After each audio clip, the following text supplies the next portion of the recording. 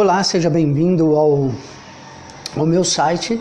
O meu site é yogaclub.pro.br e essa é a primeira de uma série de palestras, essas nesse caso gratuitas, sobre o que é o yoga e a influência que o yoga tem na humanidade. Por quê? Porque tem um monte de gente que fala a respeito de yoga, né? E até tem pessoas que não gostam, porque o yoga parece que tem uma conotação religiosa, né? Então, que nem, por exemplo, eu já tive problemas com pessoas que queriam até praticar yoga, mas são desestimuladas pelos seus respectivos líderes religiosos, então pastores, tal, etc. Por quê? Porque eles acham que o yoga tem a ver com religião, né?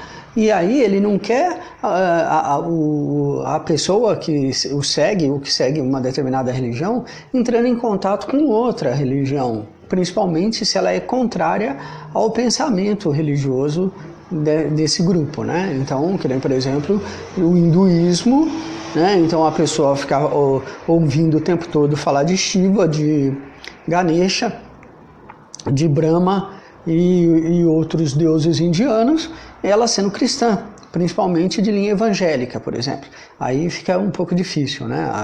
O pastor não vai estimular você a ir fazer aulas de yoga, entendeu? Certo? Então, por conta de coisas como essa, eu resolvi fazer essa palestra, né? Então, a importância do yoga, ele pode ser visto de várias maneiras diferentes na nossa sociedade. Então, a primeira maneira que eu vou citar é o seguinte: existe um dia internacional aprovado pela ONU, que é o Dia Internacional do Yoga.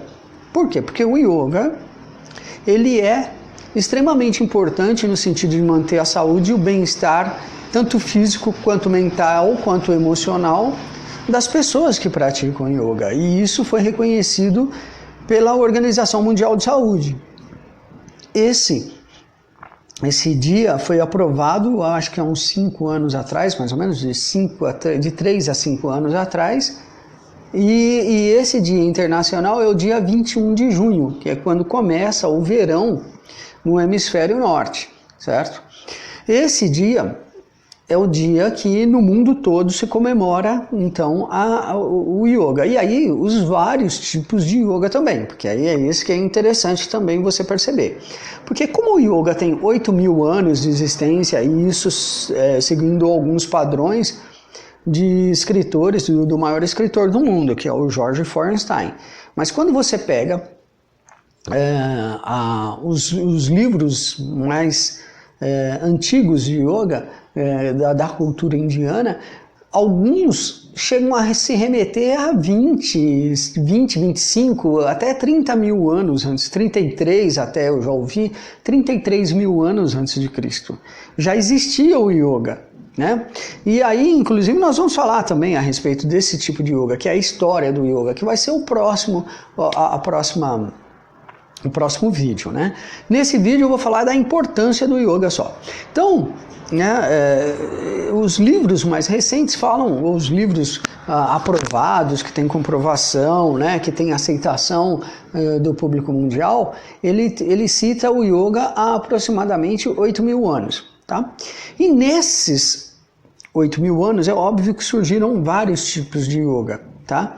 Produzidos por vários motivos diferentes, que também nós podemos chegar a falar a respeito desse assunto.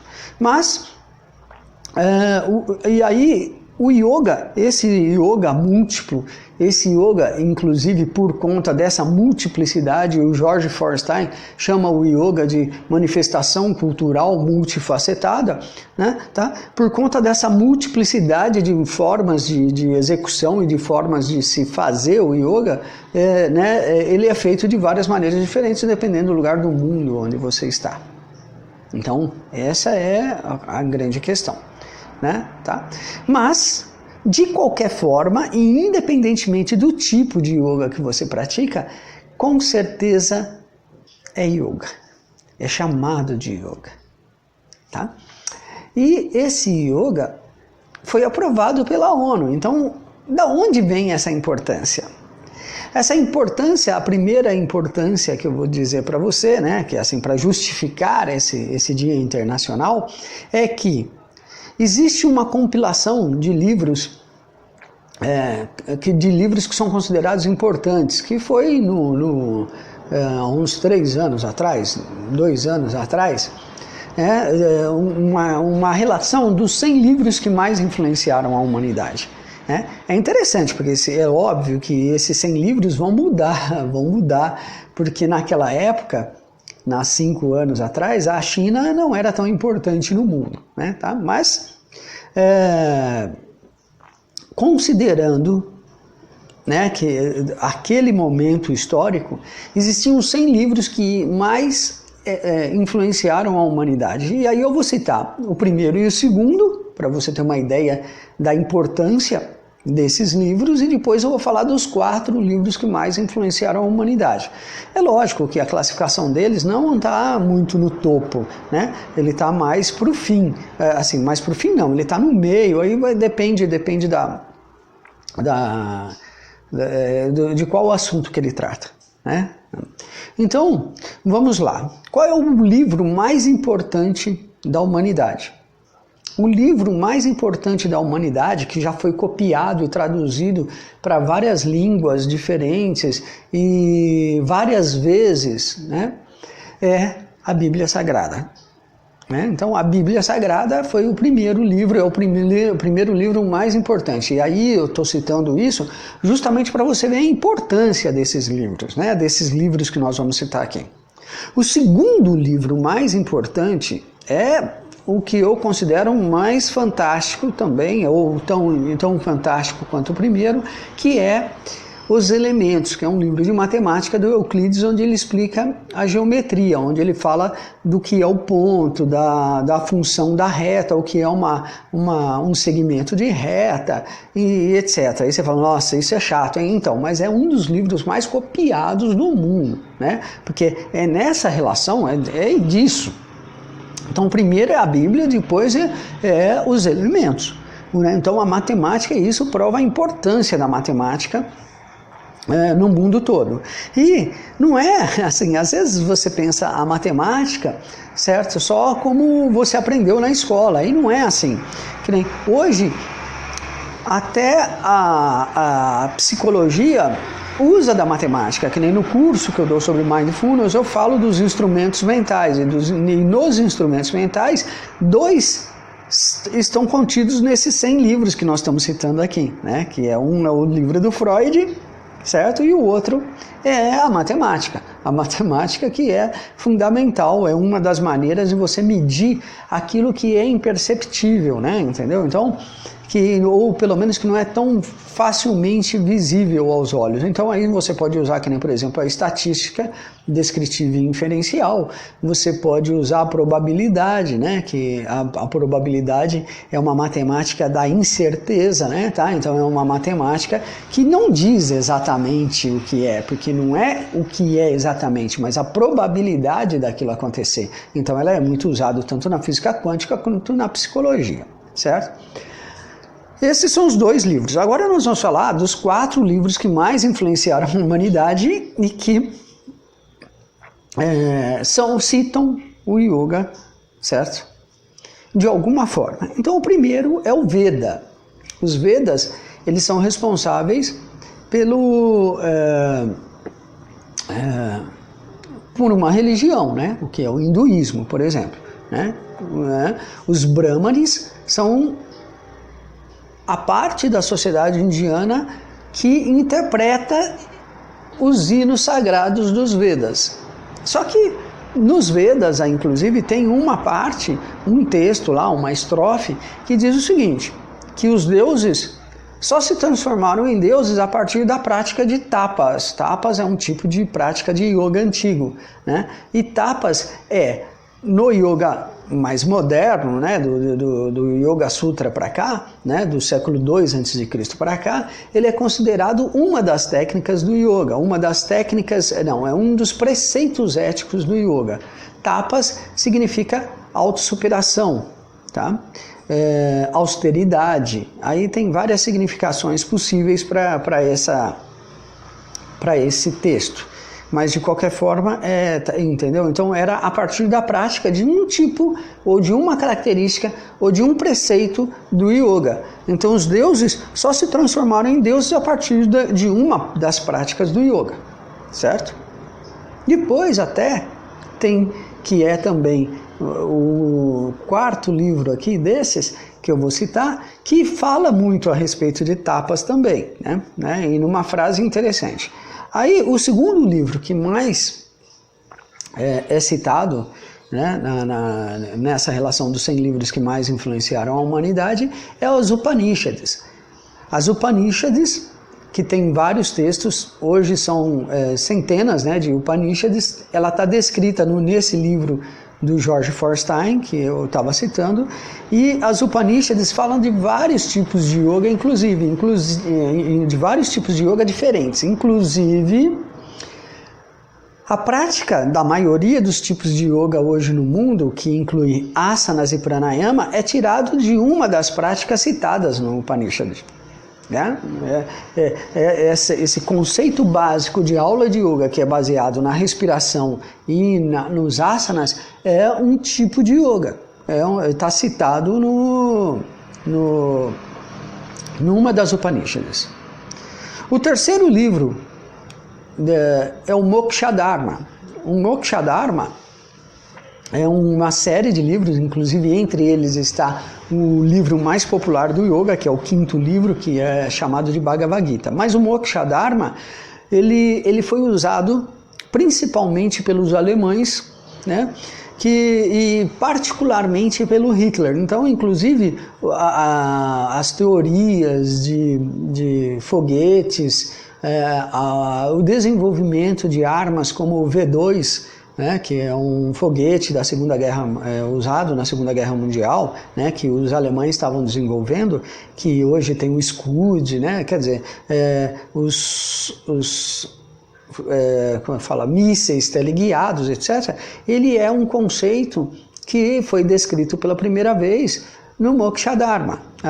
No Mokshadharma, eu errei. Não é no Mokshadharma, é no Mahabharata.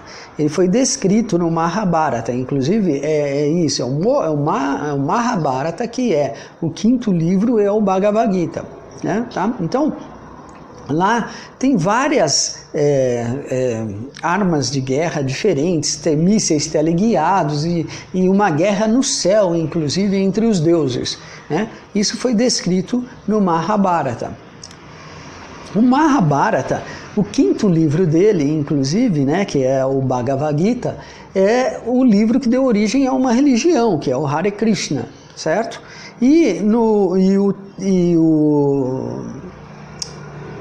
O Bhagavad Gita é considerado o livro mais popular de yoga do mundo. Nele são citadas várias técnicas de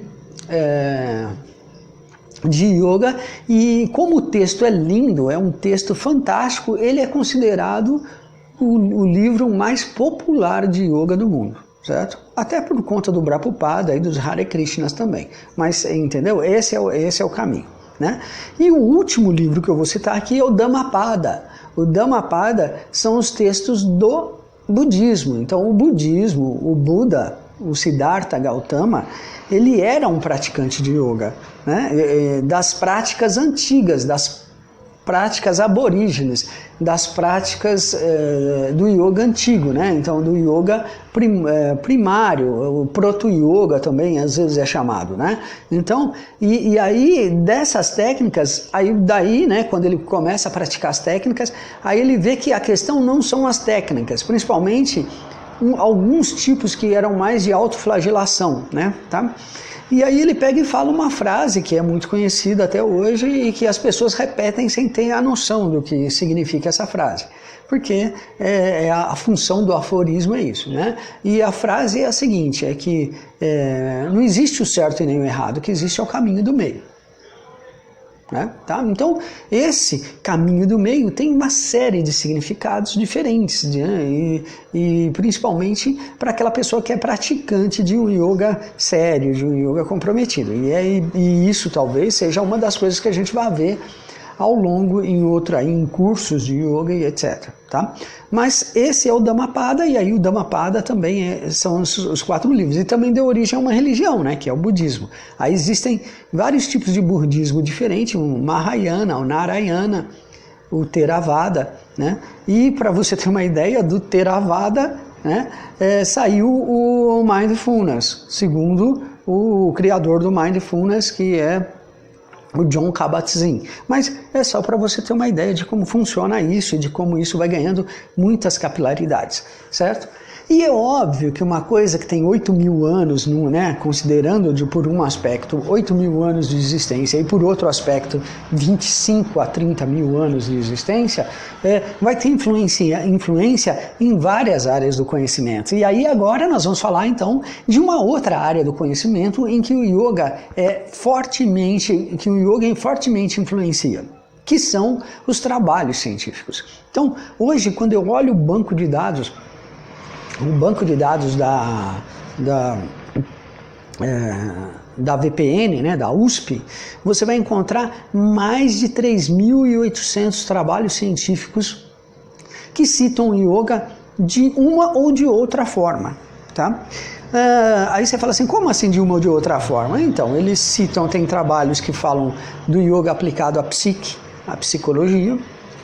Tem trabalhos que falam do yoga como um mindfulness, então como experiência, né, como o estudo da meditação, na verdade, né, em sânscrito, do dhyana, de como o dhyana, a meditação, ela atua no cérebro e quais são os efeitos que ela tem no cérebro, aí mapeados e observados, tanto do ponto de vista da ressonância magnética, quanto do ponto de vista da eletroencefalografia, que são, nesse caso, instrumentos que medem o modo como o cérebro funciona na hora que a pessoa está meditando. Então, isso é muito interessante, e aí nós vamos ver a respeito disso também, ou as pessoas que tiverem interesse, no curso de Mindfulness, que é o curso que eu criei a respeito de Mindfulness, beleza? Tá? Então, visto desse ponto de vista, o yoga como ginástica, mesmo, então aí você vai ver o método Pilates, você vai ver o Feldenkrais, você vai ver o RPG, a reestruturação postural global, você vai ver o alongamento moderno, as formas de alongamento moderno, o desenvolvimento da noção da função neuropróprio-sensitiva, que é usado muito pela fisioterapia, certo? E entre outras. Tá? Então aí isso vai bem longa. Da parte literária, então, do estudo mesmo literário, do que significam os aforismos do yoga, de como o yoga acabou influenciando em várias outras coisas, nas áreas médicas, porque inclusive aprovado pela ONU, do Ayurveda, que é uma técnica médica preventiva, principalmente recomendada para países de terceiro mundo, de países de pouco poder aquisitivo, é usado o Ayurveda. Inclusive, né, só para você ter uma ideia, o Ayurveda também é a medicina usada pela família real britânica, né? Os médicos deles são Ayurvedas, não são médicos alopáticos, mas assim, é só para você ter uma ideia disso. Então, o Ayurveda, e dentro do Ayurveda, né, existe uma série de técnicas de yoga, que é inclusive o Hatha Yoga, né? Esse é o motivo pelo qual surgiu o Hatha Yoga. Então, tá vendo? Tudo isso é Veda, que está tanto nos Vedas, no primeiro livro que eu citei, quanto nas técnicas científicas usadas pelo yoga. E, inclusive, eu vou dar dicas a respeito do yoga, né, relacionado mais com a Covid-19, e que eu não sei se você observou, mas as técnicas usadas para evitar que você pegue o Covid-19 são justamente técnicas de higiene, de asseio, né? São as oblações, certo? Visto de um ponto de vista um pouco mais esotérico, são chamados de oblações. E aí nós vamos falar, eu vou dar dicas a respeito das vários tipos de oblações que existem, ou dos vários tipos de asseio que existem, para evitar que você se contamine com a Covid-19. Então, isso é interessante também, beleza? Há outro motivo pelo qual o yoga é visto positivamente é que, segundo a Confederação, inclusive a Confederação Nacional de Seguros, mas isso foi primeiramente estudado e observado nos Estados Unidos e na Inglaterra, onde eles levam a estatística muito a sério, então a matemática muito a sério, particularmente a questão relacionada com a estatística, eles perceberam que 72% dos acidentes são provocados por falta de atenção. Né? Então, a grande questão é a falta da atenção no trânsito. Ora, para reduzir a falta de atenção no trânsito, ou melhor, se você pensar de outra maneira, como eu posso fazer para melhorar a minha atenção? E aí é óbvio que existe dois tipos de atenção diferente, e aí nós temos que treinar essas atenções. E aí essa é uma outra coisa que eu vou deixar para o curso de formação de professores de yoga, onde eu falo dessa questão que é a atenção, os dois tipos de atenção e como é que nós trabalhamos esses dois tipos de atenção. Mas de qualquer forma, vamos voltar àquilo que a gente está falando. As seguradoras, cientes de que o problema, a maior de 72% dos acidentes são provocados por falta de atenção, eles perceberam o seguinte: então como é que eu faço para aumentar o meu lucro? Para aumentar o meu lucro eu tenho que aumentar a atenção das pessoas. Então quais são as práticas que desenvolvem a atenção? O yoga. Então quando você fecha um seguro de carro nos Estados Unidos e na Inglaterra, você ganha aulas de yoga. E isso foi um estupim fantástico para que o yoga se difundisse por todos os Estados Unidos e Europa e Inglaterra. Né? Então, primeiro Inglaterra e depois Europa. Certo? Por quê? Porque você ganha as aulas de yoga. E aí você vai lá fazer as aulas de yoga. E aí é óbvio que existem os vários tipos de yoga diferentes, tal, etc. Mas você percebe como isso está diretamente relacionado com a atenção? Né? Com o desenvolvimento da atenção, porque quanto mais atenção você tiver, eu vou diminuir esse índice que é de 72% dos acidentes para menos acidentes. E se eu diminuo esse índice para menos, eu aumento o meu lucro. Por isso que as seguradoras oferecem as aulas de yoga. Eu aumento os meus lucros, porque eu tenho menos sinistro e eu tenho que pagar menos despesas com sinistros. Então eu dou as aulas de yoga porque elas me custam muito menos. Então esse é o X da questão e isso é uma coisa importantíssima para se dizer. Por conta disso, o yoga acabou se difundindo, então, como eu falei, por todos os Estados Unidos e a Europa. E dessas pessoas que ganharam as aulas de yoga, estavam atletas de alto nível, que aí a hora que eles começaram a fazer as aulas de yoga, eles perceberam que aumentava também o rendimento esportivo dele. E aí, por conta disso, você vai ver que nem na NFL praticantes de yoga, no basquete americano praticantes de yoga, no tênis praticantes de yoga. Na verdade, o yoga foi tão efetivo nisso que ele acabou fazendo parte de um outro item, que são os guias de saúde e bem-estar dos Estados Unidos. Então existe um guia nos Estados Unidos de saúde e bem-estar e ele cita o yoga como uma das práticas. E o yoga foi tão efetivo nisso que as Forças Armadas colocaram a prática de yoga como uma das práticas possíveis para a manutenção da saúde e bem-estar, e na verdade até bem mais do que isso, para as Forças Armadas. Então aí, por conta disso, se difundiu ainda mais, e aí essa prática, nós vemos ela tanto no exército americano quanto no exército do inglês. Né? E aí, para se difundir pelo resto do mundo, foi só um estupim. Ok? Tá? Então, essa é a influência do yoga, essa é a importância do yoga na nossa sociedade e como é que ele chegou nesse patamar que ele está hoje, certo? Eu acho que eu já citei bastante, já falei de várias coisas a respeito do yoga e da importância do yoga. Então aí no próximo vídeo eu vou falar a respeito da história do yoga. Se você gostar, é só você continuar assistindo, essas palestras são gratuitas. Nós temos também cursos de formação de professores de yoga, curso só de meditação, certo? E nós vamos ampliar ainda mais essa oferta para vocês. Valeu? Obrigado.